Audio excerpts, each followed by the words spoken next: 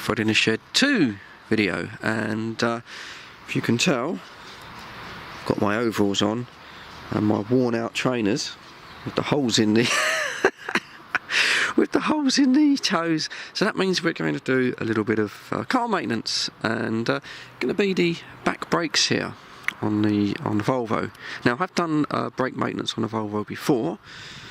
On the front brakes we had a brake squeal, which I tried to eradicate with a little bit of copper slip, a little bit of copper grease, and in the end that turned out that I needed to replace the brake pads. Now, what I did when I sort of originally got the car, I sort of did a brake pad upgrade to MINTEX RED, racing red brakes, which are sort of a slightly softer compound than the standard sort of brakes. The idea being that because I do a lot of sort of short journeys, they've got more bite when the car is sort of cold and at slow speeds, and that is true. They were a great success on my Mark 1 MR2. They really improved the brake handling and fitted them in the Volvo, and they've worked really, really well. When the car's rolling on at speed, you get a real kind of sort of nice kind of bite from the brakes. But the problem I found, and I found this on the front discs as well, is because this is an automatic car, you have the creep function when the wheels are just sort of rolling along when you're in sort of traffic, and they tend to squeal for some reason. I had the front pads,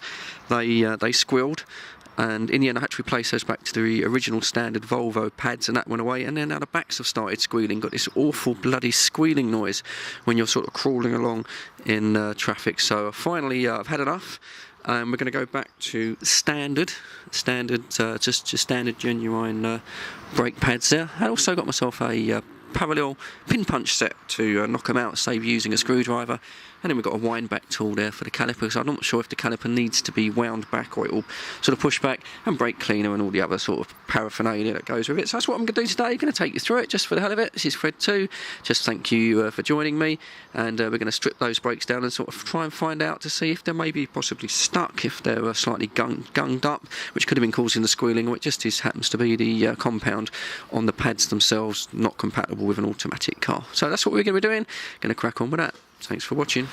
So, you know, one thing I'll say, just in case anyone's watching this stupid enough to follow my actions, is do not rely just on a jack or even a trolley jack when you're working on a car.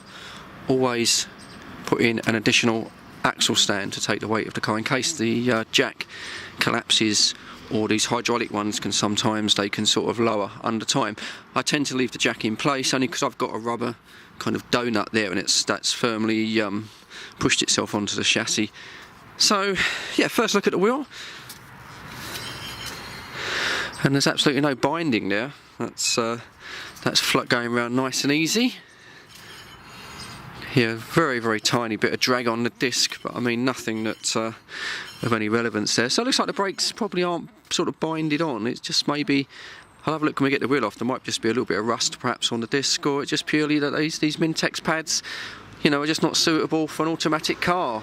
They'll fine up high speed, but at very, very low speed, you know, they tend to squeal. But anyway, let's get the wheel off and we can have a proper look. So that's the wheel off.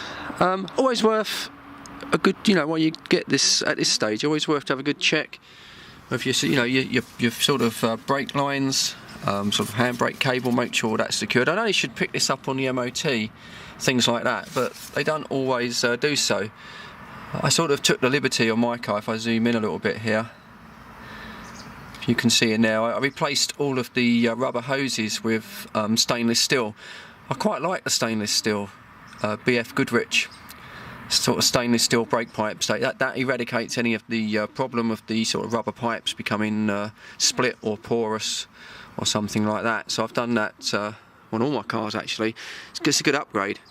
But anyway, back to the disc itself. It doesn't look too bad actually. These were replaced, I think. I got an invoice for these just before I got the car, so there's not that much mileage on them. No real rust, a little bit, tiny bit on the edge as you'd expect, but the surface of the disc itself, what I can see anyway, the front surface is absolutely fine. There's no sort of scoring or anything that you'd expect to see. Is sort of relative of a kind of a squeaking sound. So yeah, it probably just is that the fact these MINTEX red pads just don't suit the car, unfortunately. It's probably it worked well in the Toyota, but not so good in the Volvo. So I think it's time I use my new punch set.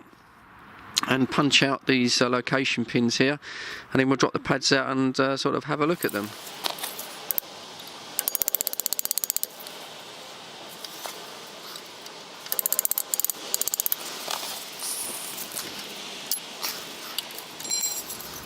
So that's the brake pads out. These are the MINTEX ones on the top, and these are the genuine Volvo ones.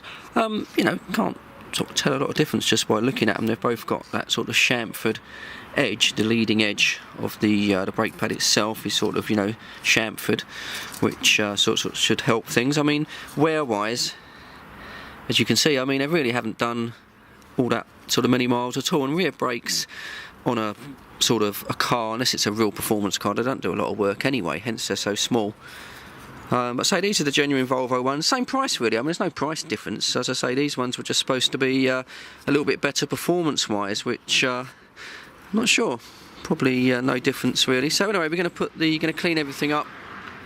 Just going to spray it out with sort of cleaning spray, and I didn't have to use the sort of caliper wind back tool in the end. This is a dual piston design. It's not a floating caliper like you would normally get. It's a bit of an old-fashioned one. You've got dual pistons on there, Volvo safety and all the rest of it. So yeah, we're going to pop the new pads back in. It's got a sort of an anti-sort of squeal coating or plate there on the back, but I'm just going to put some copper grease on, like I generally always do anyway, just on the piston, so that that doesn't squeal at high speed braking. But it certainly wasn't the problem that I was getting before. Right, okay, gonna put these in then and clean up the little roll pins there and pop it all back together. So just going to put the location pins back in, whatever you want to call them. I always use a little bit of sort of copper grease or molly slip, just sort of on the surfaces there. You can sort of see there's a slight witness mark there, where the sort of brake pads will sort of slide very slightly. Some people don't recommend it. You know, your brakes get quite a hard time, especially if you know, in the winter, you think about it, there's lots of salt on the road. It all gets sort of caked into the disc. It all gets thrown out as the brakes work, so your brakes do get quite a hard time. This one doesn't really get used in the winter when there's any salt on the road, but just to be on the safe side, just going to use a little bit of molly slip there, and yeah, just pop those pins back in. So there you go, that's the new pads in. Job done. I mean, it took longer to undo the wheel nuts than it did to fit the new pads there, so that's going to be a little bit tight when the sort of disc first turns, you know, for the first sort of maybe 100 miles or so, until it kind of beds in a little bit. But that won't notice on a car like this size. But hopefully that's going to be the end of my squealing. I'll let you know in the comments whether it still squeals. So yeah, that's it. Just going to put the wheel back on and then do the other side. So there you go, just a little bit of a thread in the shed kind of you know, car maintenance video, if you like. As I say, something you can do yourself if you've got the confidence to do it. I've been doing it for years. Certain jobs I will not tackle. I do know my limits, but things like that, absolutely no problem at all. So yeah, get the wheel back on and get the old car back on the road. Hopefully get some nice summer motoring in the car, get the old roof down. That's what it's all about. And yeah, it's not doing bad. Was it 15 years old now this year? Yeah, 15 years old at the end of the year. So a lot of cars, you know, are off the road by then. I suppose good opportunity to just have a look underneath, I suppose. Oh, getting a bit old for this. There we go. You know, these Volvos are built like blooming tanks. Very little signs of any rust, or no signs really, of any rust under the car. When I got it, I cleaned all this down, put all loads of Waxol. You can just sort of see it there on the fuel tank and that. Lots of Waxol on the car. Yeah, it's not looking bad for a 15-year-old car. One thing I do like on these Volvos, on the old ones, if I zoom in a little bit, where are we? There we go. All the brake pipes are copper from the factory, not mild steel, all made of copper, which last a lot longer. The car being obviously Swedish and built for the harsh Swedish sort of winters there, and so there we go. Oh dear, getting a bit old for laying under cars. Anyway, that's it. Enough chatting for me. as always, thanks for watching this Fred in the Shed 2 video. You know, subscribe, because I'm doing lots of odd things on Fred in the Shed 2. It's never the same thing. Bits of radio, bits of gadget, bits of cars, stuff like that. So if you want to see more of this stuff, hit that old subscribe. Be nice to get a few more subscribers on here, and that bell notification, and you'll know when I put up a new video. But of course, as for now, thanks for your view time. It's always welcome on Fred in the Shed. Cheers, stay safe, look after each other, and I'll catch you all on the next one.